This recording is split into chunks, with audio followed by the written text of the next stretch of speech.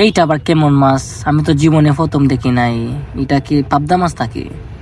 একবারে সাপের মতন। এই যে এখন ধর্ম রেখে এই যে ধরে ফেলেছি। কোথায় যাইবা তুমি? কাছে আসো, একদম নড়বে না। ছুটে গেল রে, ছুটে গেছে রে, ছুটে গেছে।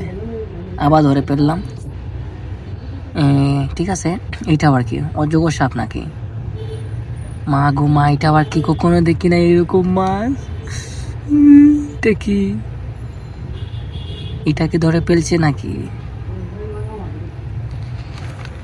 হ্যাঁ, ধরে পেলাম। তখন ছুটে যায় নাকি আবার চিন্তা করতেছি আমি। আসো আসো, এরকম মাছ বাংলাদেশে কখনো দেখি না। এটা আবার কি? এটা কি চিংড়ি মাছ লাগে তো, ইসা মাছের মতন।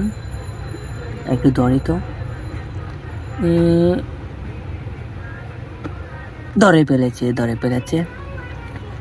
আসো আসো, এটা চায়না মেটেলিং। চায়নাতে থাকে এরকম মাছ, সবসময় চায়নাতে থাকে।